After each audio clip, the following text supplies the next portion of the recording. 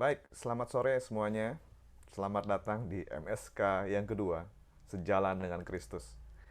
Hari ini kita akan belajar pelajaran pertama eh, dari Sejalan dengan Kristus, yaitu penghalang kebangunan rohani. Ya. Saya share screen dulu. Apa itu kebangunan rohani? Kerohanian kita itu perlu dibangunkan. Dibangunkan dari apa? Dari tidur. Banyak orang itu rohaninya tidur, spiritualitasnya itu kayak orang tidur. Dan kita harus bangun. Firman Tuhan berkata, bangkitlah dan bersinarlah. Bangunlah dari tidurmu. Layani Tuhan. Jadi kebangun rohani itu bicara soal bagaimana kita bangun dari rohani kita, spiritualitas kita yang tertidur. Revival, ya, revive. Nah, kita akan belajar sore hari ini tentang kebangunan rohani ini dan apa penghalang-penghalangnya. Nah, kalau kita baca di Alkitab, itu begitu banyak kisah tentang kebangunan rohani. Namun sore hari ini kita akan melihat contoh 4 saja ya. Yang pertama, kebangunan rohani yang terjadi pada masa Adam sesudah manusia ini jatuh ke dalam dosa. Kejatuhan Adam dan Hawa ke dalam dosa merupakan kondisi yang sangat menyedihkan bagi manusia sebab hubungan dengan Allah jadi terputus karena dosa itu. Dan manusia mengalami kematian rohani. Adam dan Hawa punya anak dua, yaitu Kain dan Habel. Kain dan Habel mempersembahkan persembahan kepada Tuhan, lalu persembahan Habel diterima oleh Tuhan, tapi persembahan Kain ditolak oleh Tuhan, tidak diterima. Kemudian Kain menjadi marah dan iri hati. Tuhan sudah kasih peringatan kepada Kain, hati-hati, dosa sudah mengintip di depan pintu, tapi kamu harus berkuasa atasnya. Namun Kain membiarkan dirinya dikuasai oleh nafsu amarah, karena kebencian kepada adiknya dibunuh.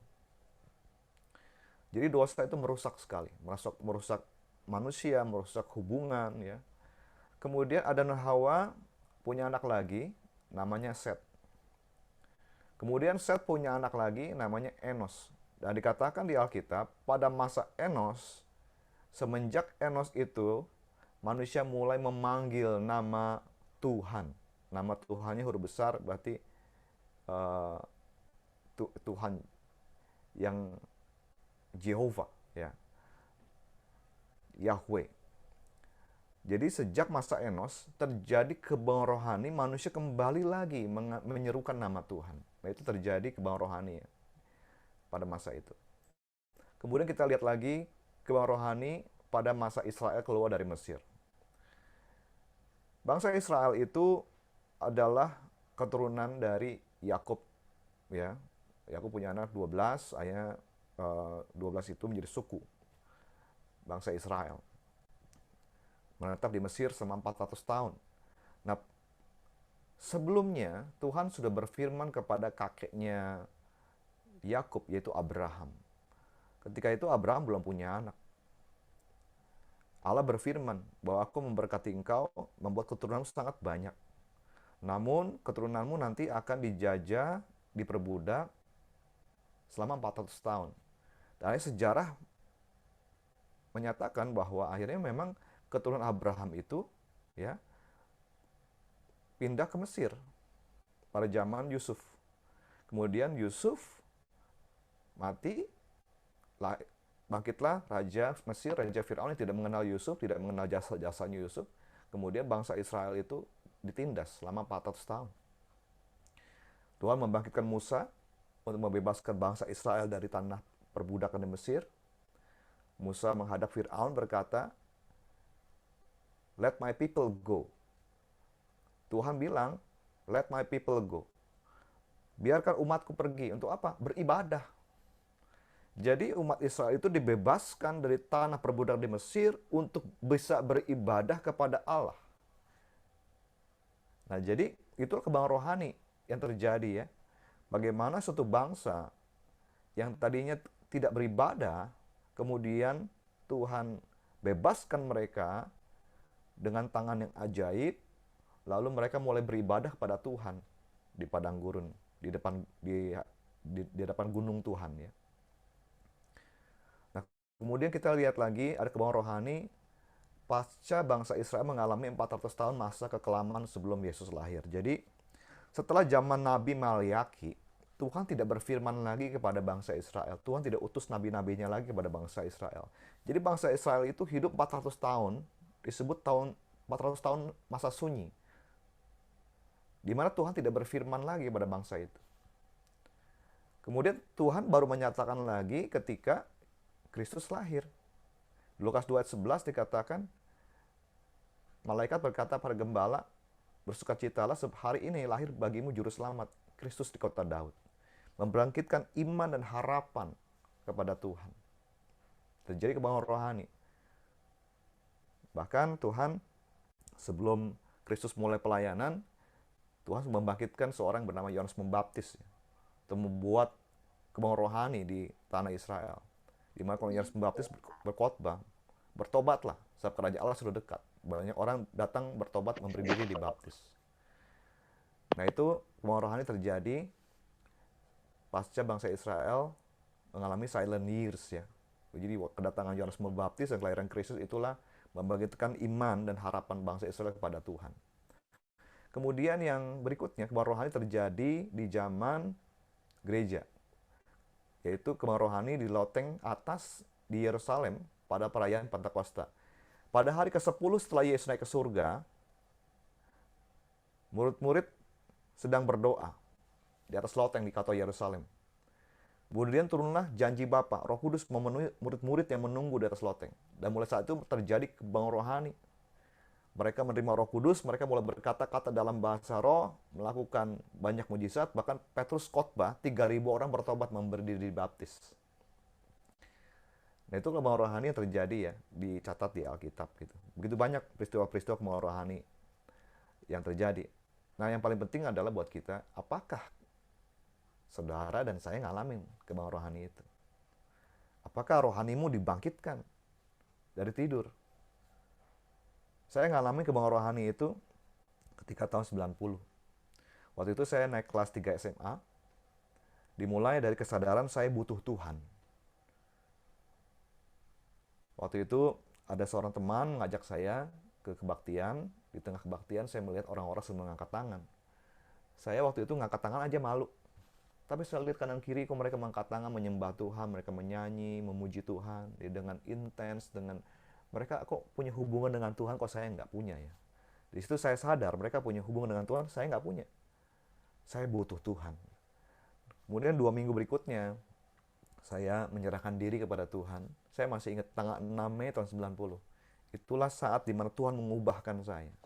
Saya menyerahkan diri saya pada Tuhan. Sejak itu, saya merasakan Roh Kudus Tuhan hadir dalam diri saya. Saya berdoa kepada Tuhan. Sejak itu saya nggak pernah tidak berdoa. Tiap hari saya melakukan waktu bersama Tuhan hingga hari ini. Saya bersyukur, saya mengalami kebanggaan rohani. Sejak itu saya hidup melayani Tuhan hingga hari ini. Sudah berapa tahun nih? Tahun 90 hampir 32 tahun berarti ya. Saya hidup melayani Tuhan, puji Tuhan. Nah, ada hambatan-hambatan untuk mengalami kebanggaan rohani. Yang pertama adalah tidak mau terbuka dan tidak menyadari dosa. Dosa itu bisa merusak manusia. Kalau orang menutupi dosanya, itulah yang menghambat orang mengalami kebanggaan rohani. Orang harus mau bertobat dari dosa. Ya. Mau bertobat itu metanoia, perubahan pikiran. Dari hidup menurut diri sendiri, untuk diri sendiri, berbalik, berubah, menjadi kehidupan untuk Tuhan. Nah itulah bertobat. Bertobat dari berhenti berhidup untuk diri sendiri, sekarang saya mau hidup buat Tuhan. Itulah bertobat. Tadinya saya mengikuti kemauan saya sendiri, sekarang saya mau ikutin maunya Tuhan. Jadi yang menjadi penghalang kebanggaan rohani adalah tidak mau bertobat dari dosa. Yang kedua, sombong. Kesombongan. Sombong ini merasa lebih dari orang lain. Ya. Bahkan akhirnya ada orang yang merasa tidak butuh Tuhan. Karena dia mampu. Dia punya kemampuan, punya kekayaan. Ya. Akhirnya tidak mengalami kebanggaan rohani. Sebab Tuhan menentang orang yang congkak. Ada juga orang yang sudah kenal Tuhan tapi mengalami sombong rohani. Itu juga salah. Karena Tuhan menentang orang yang congkak tapi mengasihani orang yang rendah hati. Jadi kalau kita mau mengalami kebangunan rohani, buang kesombongan, keangkuhan, rendahkan diri kita di hadapan Allah. Yang ketiga, mengapa orang tidak mengalami kebangunan rohani? Karena terjebak dalam rutinitas belaka. Doa cuma rutinitas, kering. Baca Alkitab baca Alkitab, cuman rutinitas, kering. Tidak punya gairah akan Tuhan. Ke gereja merasa terpaksa. Di doa harus disuruh. Baca Alkitab harus diingatkan. Nggak ada gairah gitu. Nah, orang terjebak dalam rutinitas agamawi itu akan mengalami hambatan dalam kerohanian. Dia harus mengalami terobosan. Di Alkitab dia bilang, jangan tinggalkan kasihmu yang semula. Jangan kau suam-suam kuku. Ikut Tuhan itu harus sungguh-sungguh. Ya. Jangan kita melakukan kegiatan keagamaan hanya sekedar rutinitas. Kita harus melakukan semua doa, baca Alkitab, bersekutu, ya, pujian, penyembahan, menyanyi bagi Tuhan itu dari hati kita mengasihi Tuhan. Berikutnya, mengapa orang mengalami hambatan dalam kebangunan rohani? Tidak percaya kuasa Roh Kudus, tidak menyerahkan dirinya untuk dikuasai Roh Kudus Tuhan. Padahal Tuhan Yesus sudah memberikan Roh Kudusnya. Tuhan Yesus naik ke surga supaya Roh Kudus, Roh Penolong itu berdiam di setiap hati orang percaya.